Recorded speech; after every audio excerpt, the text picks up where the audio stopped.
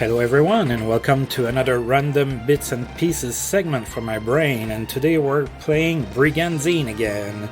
And last time we played we sustained an attack and we were able to fend off Norgard, who came and attacked us up north, and then we finally launched our attack down south and I called it a video, so now we're starting saved into this fight, so that's what we're gonna start by doing. So let's see if we can manage to win here. Just a quick overview here. This is who they have.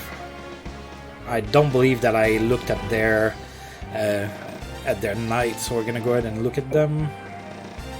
So first we have Kai, who is the leader of Caerleon. He's the top guy. Again, if I kill him in this fight, everybody else is going to retreat, so that's a huge advantage if I manage to do that. Kai is a caster. He's a rune weaver. He has red, blue, and green magics. Age 25, king of the small magical land Caerleon. His gentle exterior seems unkingly, but it hides a strength and intelligence within. Beneath his calm smile, he is masterfully analyzing every situation. Alright, then we have Janfadar, which is another caster. He's a druid, so we've seen druids before. Level 12. A caster devoted to perfecting his art, he spends his days alone in silent study. This has encouraged many rumors, both good and bad, but everyone agrees he's the best caster in Caerleon. Well, I don't agree with that. I think Kai is better than him, but, you know, what do I know? And finally we have Sierra, which is another caster, and arguably better than John Fedor as well. So she's a vixen, so we've seen a vixen before. She is often at Kai's side, where she competes with Marriott for his attention. Her sharp wit usually brings her out on top, but she's really a sweet person deep down. So Marriott is Kai's sister, by the way. We just haven't seen her yet. Alright. So let's go ahead and see what's going to happen here. Depending on how the computer deploys for the defense, I might be able to win. I might have to retreat too. There's a few good units here and lots of casters, so that can make a lot of damage real fast. And not to forget, I have Cortina's unit with me, and our unit is not really strong, so...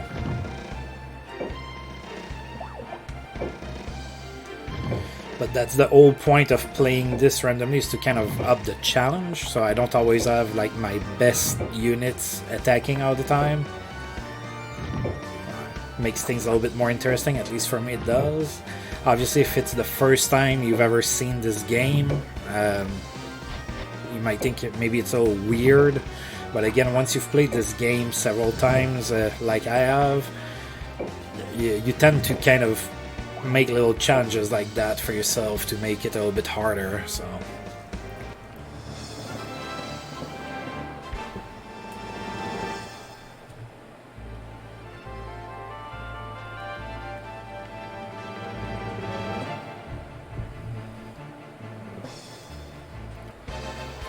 And by the way, if you hear me drinking, I'm sorry. I'm just drinking some fluids. I've had the flu for a few days, so I'm trying to stay hydrated. No, it's not booze.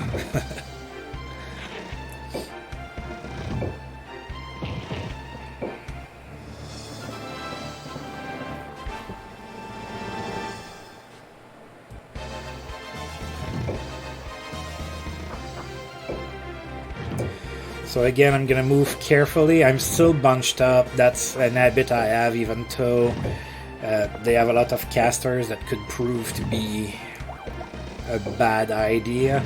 But I have so many weak units, I don't want to expose them. So we'll see what happens. It's gonna be kind of tight to attack with physical attackers anyway. I don't have a whole lot of room to play with there, because there's like that body of water that I have to get around.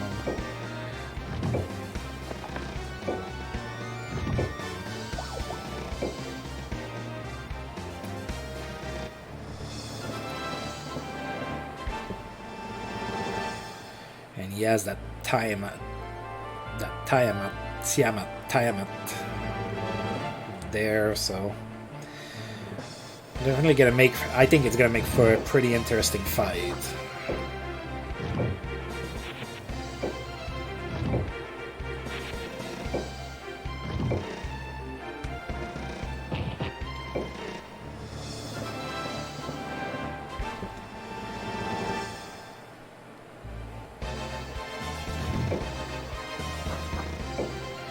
Alright, so mandrakes can move faster in forests. I guess they're more at ease there.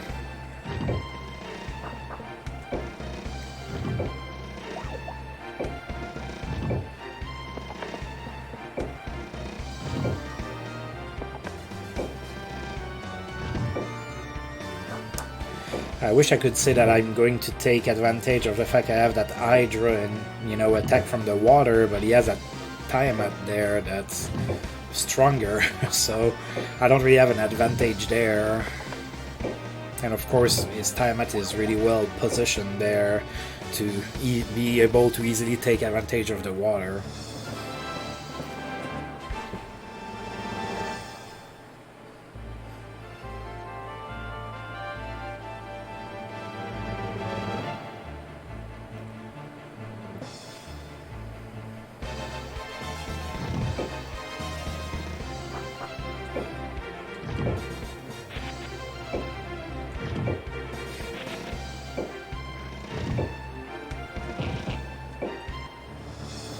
So that giant is almost leveled up to level 10, so I'm getting close to be able to promote him. Like I mentioned, I think a couple times already, that's when the game starts to be really fun, is when you start to be able to promote your troops.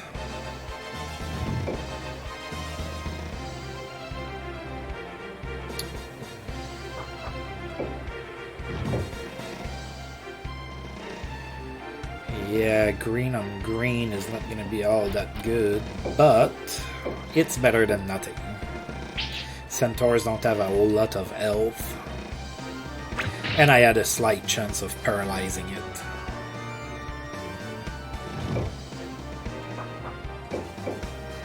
So I have Poison Fangs with my Hellhounds, I believe, with both of them. So I have a chance of poisoning as well. Hellhounds also have the ability to attack and retreat, and I'm going to do just that.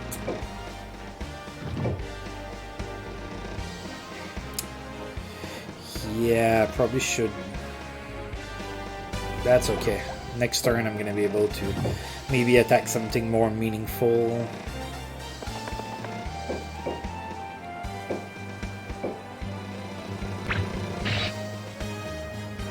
I never understood why there's no counterattacks for when both are ranged.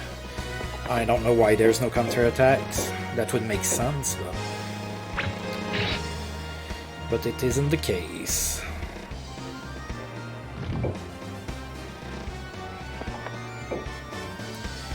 Alright, I guess I'm gonna get the kill with Killuff here.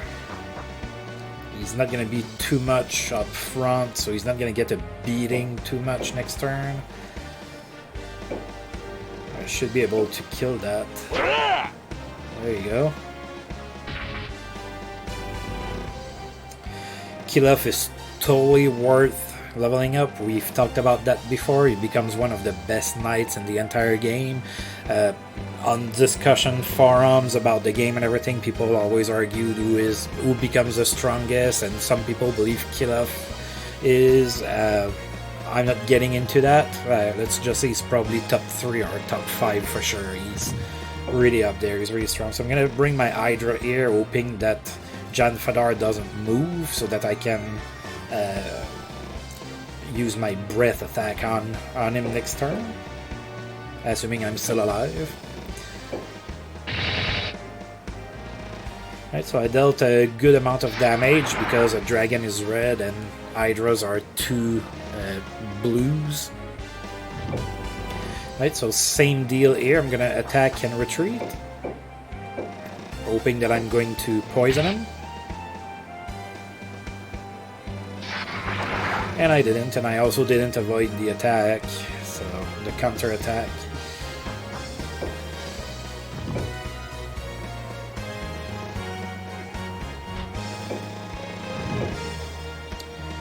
Alright, he's also going to be well positioned for a breath attack with his dragon. I'm not overly worried about it right now.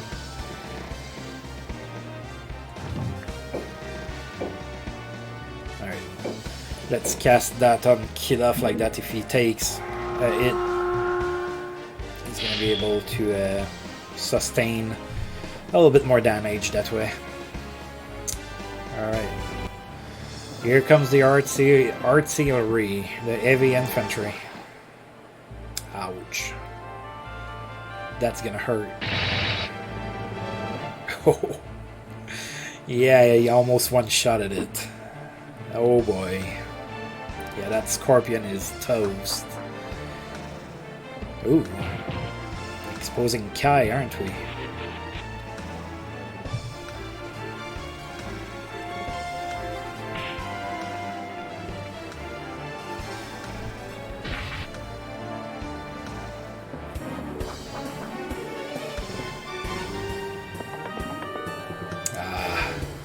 That's going to impede my progress towards Kai to go and beat him up.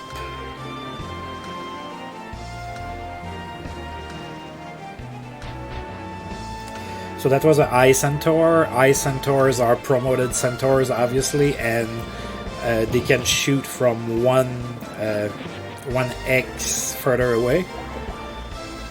So that gives them even more versatility. I don't know, I can attack with both of those guys.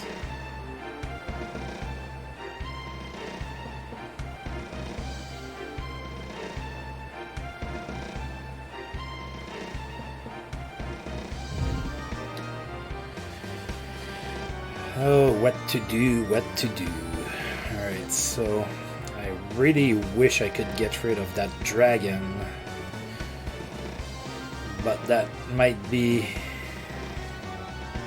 a little difficult. Then I could try and take care of it. Oh, it's already level 16? Wow.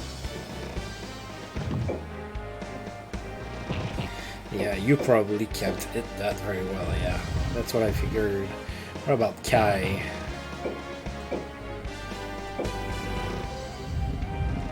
Here's what we're gonna do. Yes, I think it's gonna work. We're gonna come here with you. We're gonna attack. I'm gonna focus on Kai. Again, if I kill him, I win, and otherwise, I'm not sure I'm gonna win because all of those casters. That's gonna hurt. Thing is that he has a couple eels there, but he doesn't have an eel next turn. All right, so that rock is leveling up. Oh, Gring is our MVP, isn't he? He turns everything to stone. Come on, buddy. Yari.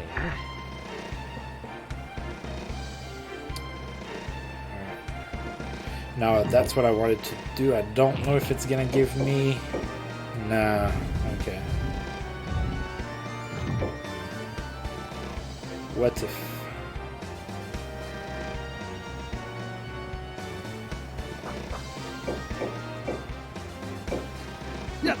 Oh boy. Oh, that's sad.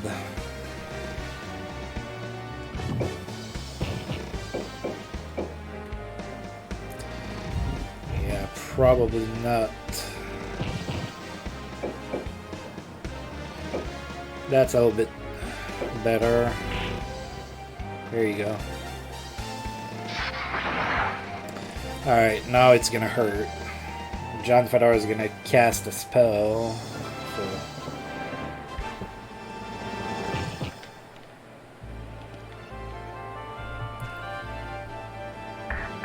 Oh my god.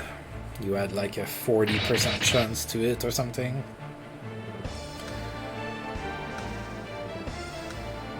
Yeah, Genoflame.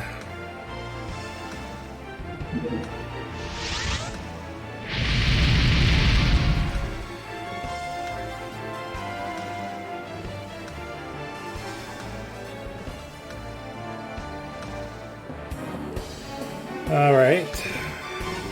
Yeah, I saw that acid breath coming 2 turns ago.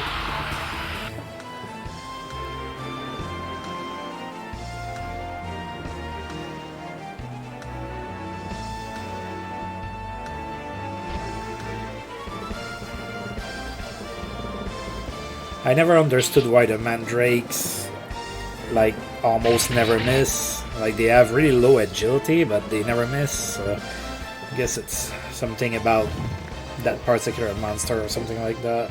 Yeah, that's a waste of a spell. Alright. Can I kill Kai?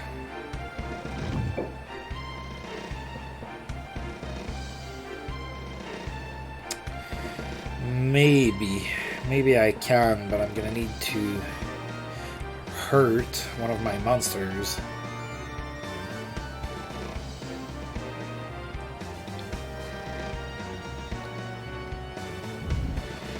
Let's see where I can bring him first.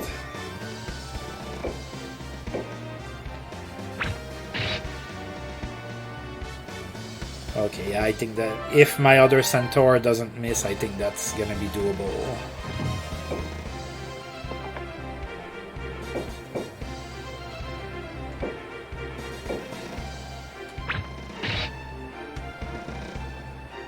It's gonna be tight.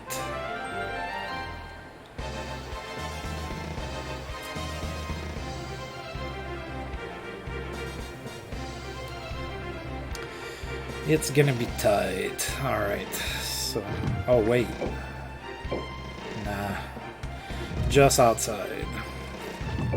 Alright, let's try it. Let's be bold. You're the real MVP. You're taking a hit for us. Oh, yeah. Fighting on would be irrational. We must withdraw.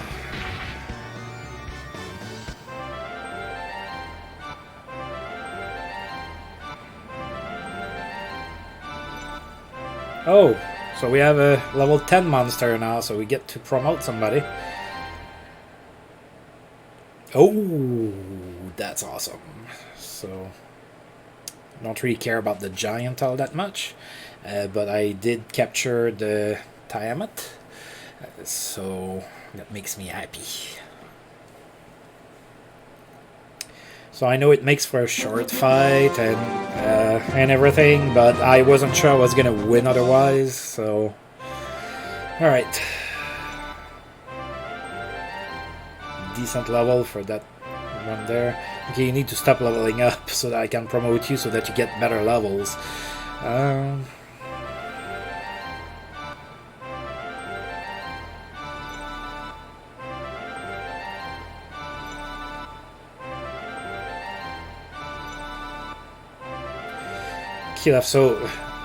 Kilov got 16 hit points in one level. That's pretty good. He becomes so strong.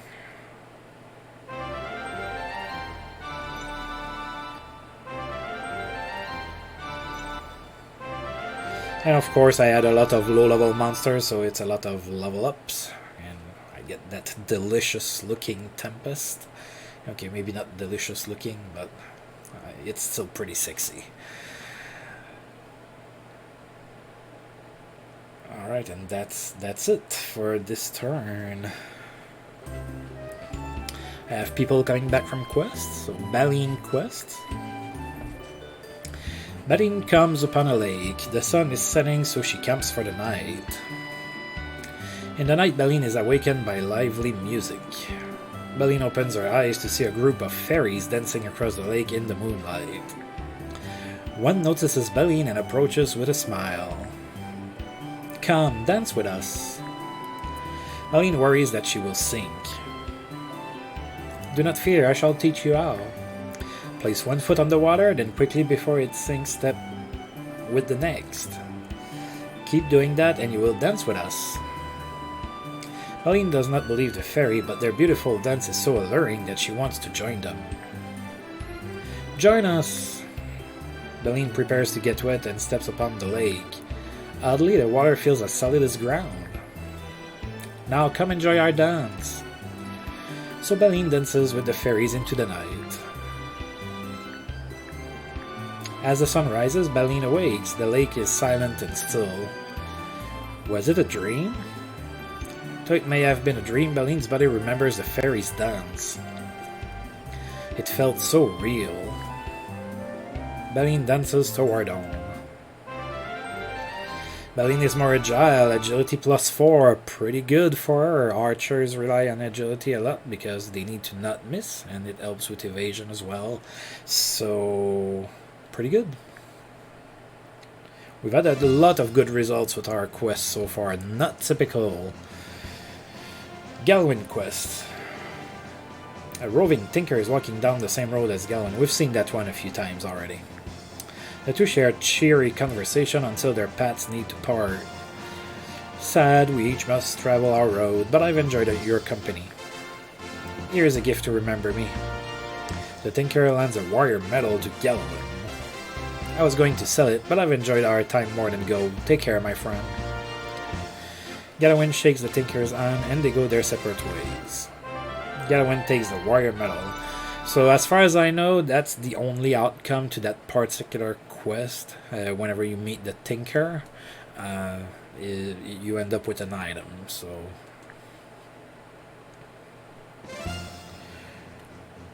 Clarence quest. So sobered up and going to quest like a real knight. As Clarence enters a village, the elder approaches and fervently pleads for help. Oh, we've seen that before. A ferocious phoenix, ooh, has settled in the forest near our village. I'd like to get that too. In one turn, getting a free Tiamat and a free phoenix? Hell yeah. Please, noble knight, save us from this beast. Bravely, Clarence heads into the forest, determined to tame this fiendish phoenix. The forest is dark and eerily silent. Suddenly, Clarence senses something behind. It is the frightful phoenix. If I move, it will attack. I must break its will. The phoenix's crazed eyes pierce directly into Clarence, and Clarence's eyes glare defiantly back. Time passes in silence, and neither move a hair through the night. As the sun begins to rise, Clarence gets tired and briefly loses concentration. The phoenix runs away, so that's the other outcome, is you don't get the monster, so that didn't happen for us. The villagers are grateful that the terrible creature is gone. Clarence is just glad he was not torn apart by the savage phoenix. Yorg quests. As Yorg gets hungry, he catches a rabbit for supper. Amazingly, the rabbit begins to speak. So we've seen that also before. Gentle knight, I am but a small rabbit, barely skin and bones, because I give all my food to my children and pregnant wife. Their only joy is hope that I return home. Please, good knight, do not eat me. I will even give you my secret treasure. Filled with curiosity, Yorg asks what the treasure is. I will tell you, if only you swear to spare my life. Though his stomach grumbles considerably at the decision, curiosity wins and Yorg sets the rabbit free. Thank you, kind knight. My treasure isn't that old. You surely deserve it. As the rabbit said, Yorg sees the treasure hole nearby. Farewell. The rabbit hops away, and as the knight eagerly reaches inside the hole, Yorg feels something. A viper bites Yorg. So that's the other outcome of that quest. That's what you get for being a greedy moron. Yorg lunges for the rabbit, but his eyesight begins to blur as the poison takes effect. He can hear the rabbit's echoing laughter as everything goes black. Luckily, Yorg survives and will recover with time. So he's injured for a month, not available for this turn here.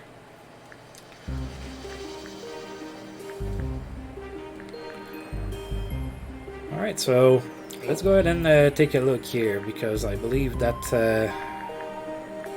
we've had a few things going on. So Caerleon got the Warrior's Medal. So I'm gonna give it to him, since he's the one who found it.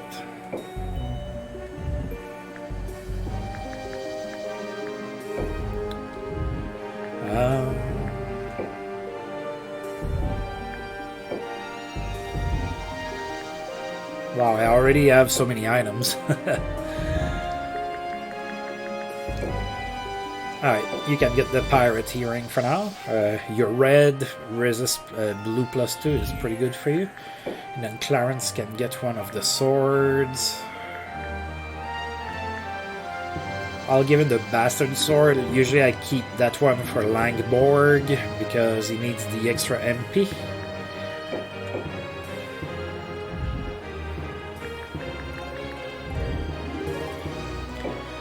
Did I capture monsters here? Yes, I did.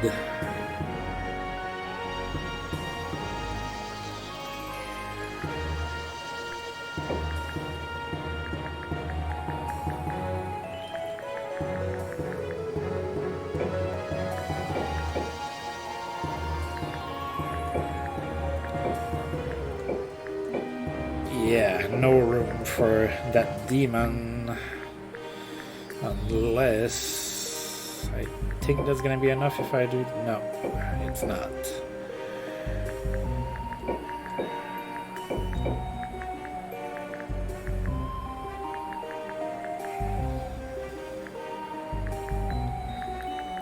Alright, so I'm gonna set that up. I haven't rolled my attack teams. I'm about to call this a video.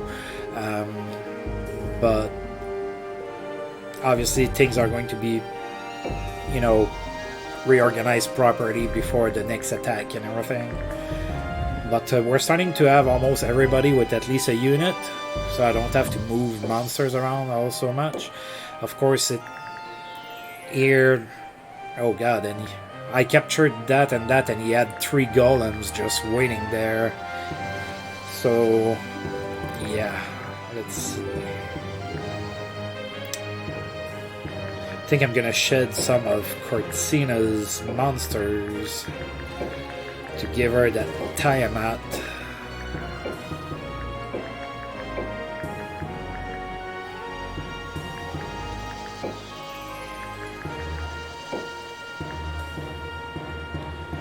Is that enough to level this up? There you go. Now that's gonna be enough. Alright, so since I do things at random during this playthrough, I'm going to choose which one I'm promoting it at. So there's the Genie, it's white, Ifriti is red, Marid is blue, Dao is green, and Shaitan is black. They all have the same growth as far as stats go. Really, the only thing that changes is their elemental color. So I'm going to roll a d6. I'm re-rolling if I roll a 6. And I rolled a 3. So that's 1, 2, 3. So we're gonna have a Marid, so a blue.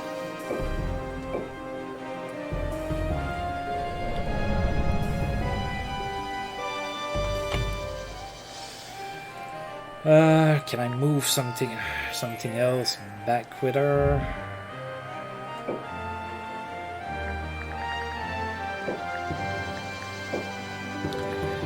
Just not enough. But I can probably do this. Yes, I can.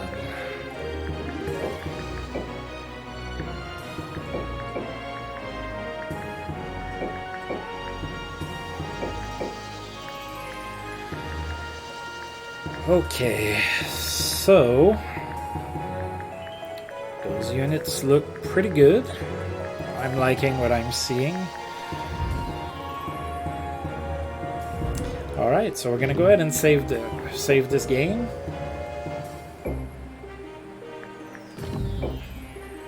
And as usual, prior to the next video, I'm going to roll my attack teams and shuffle things around accordingly. And as usual, thank you for tuning in. And until next time, whenever I roll this game again, see you guys.